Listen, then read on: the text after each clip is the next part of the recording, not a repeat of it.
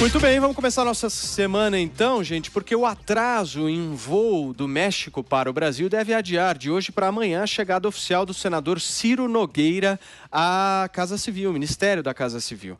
Nogueira é presidente do PP e membro do grupo conhecido no Congresso Nacional como Centrão. A ida de Ciro para a Casa Civil é uma estratégia de Jair Bolsonaro para uma tentativa de fortalecimento político. Ciro Nogueira é um ex-crítico de Jair Bolsonaro e também um dos alvos da Operação Lava Jato. Qual seria o real papel de Ciro Nogueira nesta nova fase do governo federal? É o que a gente vai debater exatamente agora, a partir do 3 em 1. E quem começa é o nosso Rodrigo Constantino. Fala, Consta, boa tarde para você. O que muda com a chegada do Ciro Nogueira? Oi, Paulo, tudo bom? Para mim seria positivo para o país se atrasasse, em vez de um dia, talvez um ano. Olha, é óbvio que isso não é boa notícia, né? O presidente tentou dourar a pílula, falando que sobre as críticas do passado, né? Não eram bem críticas, foi acusado de fascista pelo Ciro Nogueira, então um lulista, né? De que as pessoas mudam e ele realmente mudou em muitas coisas e tudo. É verdade, as pessoas mudam, o presidente mesmo mudou e para melhor em muitas coisas, todo mundo pode mudar. Mas ninguém acredita que houve ali uma espécie de arrependimento sincero ou mudança genuína, né? O que a gente percebe e sabe, no fundo, é que esse centrão, que é tão bem representado por uma figura como Ciro Nogueira, que está desde 95 aí na política, se eu não me engano, é fisiologismo na veia, né? São interesses em relação a se perpetuar no poder, pegar nacos do governo e ponto final, né? Por isso que muda de opinião, entre aspas, como nós, seres humanos normais, mudamos de roupa, né? Porque não existe uma roupagem ideológica de fato, né? E tudo isso significa exatamente aquilo que já falamos algumas vezes aqui, que o presidente é cada vez mais refém desse centrão. Paulo, eu estava querendo rever, porque hoje está tendo muito debate nas redes sociais, a direita está muito fragmentada por conta da reação a esse tipo de notícia, né, que mostra o diagnóstico precisa ser claro, exatamente isso, o presidente cada vez mais na mão do centrão. E aí tem uns que acham que é uma boa estratégia, tem outros que acham que é inevitável, tem outros que acham que isso é uma traição imperdoável. Eu resgatei uma coluna minha de julho de 2018, e o título dizia: Bolsonaro vai decepcionar seguidores fanáticos, 2 pontos. E isso é bom. Eu sou muito acusado por alguns detratores de ter mudado muito, e aí eles me chamam de bolsonarista e tudo mais.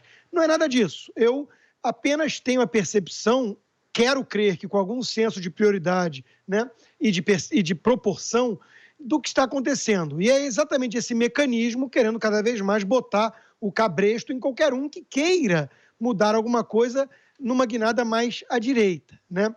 É ingovernável o Brasil sem o Centrão, e era exatamente esse o teor da minha mensagem à época. Aqueles que eram mais jacobinos achavam que você podia vencer uma eleição com uma mensagem revolucionária contra tudo e todos e colocar um projeto desses em prática, iam quebrar a cara. Era isso que eu estava dizendo lá. Não mudei. Acho que é exatamente isso. Agora, é triste para o Brasil como um todo perceber que nós somos sempre reféns dessa mesma patota. Então, se correr, o bicho pega, se ficar, o bicho come. Não tem muito jeito, ainda mais com o presidente sendo colocado em escanteio com vários pedidos e até super pedido de impeachment, né? Ele é cada vez mais frágil em relação a essa necessidade de governabilidade e de blindagem, de sobrevivência no cargo, né? Então, como dizem os conservadores aqui nos Estados Unidos, it is what it is. A política é o que é, não é o que nós gostaríamos que fosse, é a arte do possível.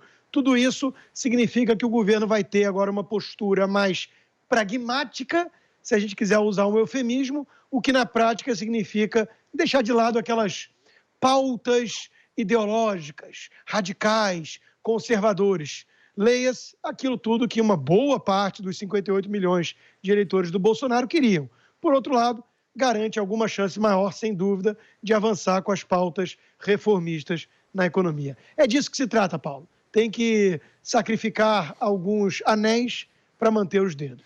Agora, Bruna Torlai, minha querida, como é que fica o discurso do presidente Jair Bolsonaro para 2022? Visto que o discurso dele em 2018 era justamente de combater isso. Como é que fica essa mudança? Na verdade, Paulo, eu vejo da seguinte maneira: o Bolsonaro ele tentou fazer tudo o que ele prometeu. Ele tentou, mas qual é o diagnóstico que nós fazemos hoje? A gente percebe que os conservadores, aqueles que realmente tinham uma consciência completa do que era o plano de governo, essas pessoas são poucas ou não estavam organizadas. Então, a direita não tem quadros. Essa é uma coisa que a gente precisa ver em primeiro lugar. Os conservadores ainda não têm quadros, não estão na máquina pública, não prestaram concurso suficiente, não tinham um grupo unido, preparado para aceitar, entende? Chegar junto ao poder com o Bolsonaro. Não havia isso. E aí, no segundo momento, quando o Bolsonaro viu que não ia dar para trabalhar com esse pessoal, ele apostou nos militares. Só que o que aconteceu com os militares? Também não funcionou, porque os militares estão habituados a uma estrutura hierárquica de mando e obediência. Então, a maneira de trabalhar que é própria à educação dos militares, e aqui eu não estou fazendo uma crítica, eu estou simplesmente descrevendo, não combina com esse jogo malemolente, muitas vezes cheio de malícia, da política. Então, faltou malícia ali para os militares. E sobrou a Bolsonaro e ali se entender com o Centrão para conseguir continuar governando. Então, na verdade, eu entendo que a própria base que votou nele em 2018, a parte mais imatura aí, vai ficar decepcionada e dividida e histérica, etc. Mas a parte que tem um pingo de autocrítica vai justamente entender, a gente não tem quadro, os militares não têm uma atitude adequada para lidar com política, porque a hierarquia não tem nada a ver com conversa com o parlamento, com esse joguinho de malícia. Sobrou para o cara se segurar ali com o pessoal do Centrão.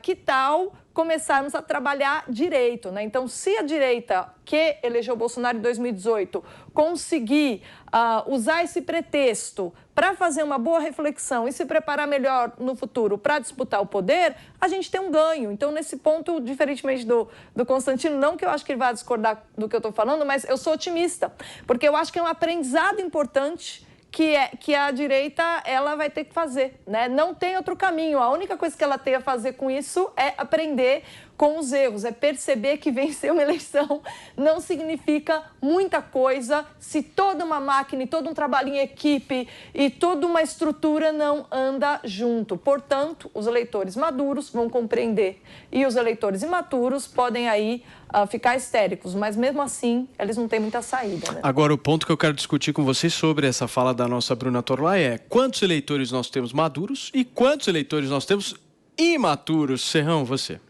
Pois é, saudações meus amigos e amados haters. O bagulho é doido, tanto para explicar quanto para entender. Casamento com o Centrão, todo mundo sabe que é uma união instável. Instável.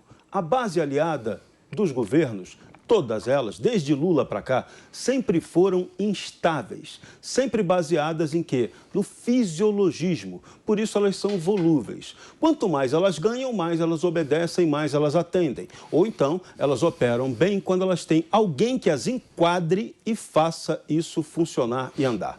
Parece, pragmaticamente, que essa é a esperança do Bolsonaro quando ele escala Ciro Nogueira para a Casa Civil. Ele espera que Ciro Nogueira seja o homem que vai enquadrar a base aliada para cumprir aí aqueles acordos que o governo quer, a pauta reformista que o governo não consegue fazer avançar. Não conseguiu no primeiro ano de governo porque brigou com Rodrigo Maia impediu que tudo avançasse. Então, isso o governo tem 1 ano aí e meio, quase 2, de atraso para tirar. E tem que tirar rápido, porque você só vai ter a Câmara até o final do ano para decidir questões importantes. Ano eleitoral, ano que vem, esquece presença de deputados para discutirem questões relevantes. Então, a grande questão agora é: Jair Bolsonaro tem que deixar clara e pública uma pauta daquilo do que ele deseja que seja efetivamente aprovado. Se ele não fizer isso, ele vai ter um desgaste gigantesco com a base dele, pessoal bolsonarista, e pode, inclusive, nem conseguir que a base aliada cumpra aquilo que está anunciado e prometido. Então, essa formulação de questões que têm que ser aprovadas rapidamente pela Câmara, isso tem que ser deixado claro agora. Bolsonaro não pode errar nessa comunicação. Outro ponto que ele tem que ficar muito atento. Essa base aliada, ela vai estar com ele enquanto a popularidade dele e a capacidade dele de entregar cargos no governo funcionar. Por exemplo, já circula a informação de bastidor que o Centrão gostaria muito de ter a recriação do Ministério do Planejamento com eles trabalhando por ali. Ou seja, eles querem ter o controle sobre o orçamento, a execução orçamentária, aquilo que vai ser planejado, o pagamento das tais emendas parlamentares. O pessoal do Centrão é muito objetivo, muito pragmático, eles querem resultado imediato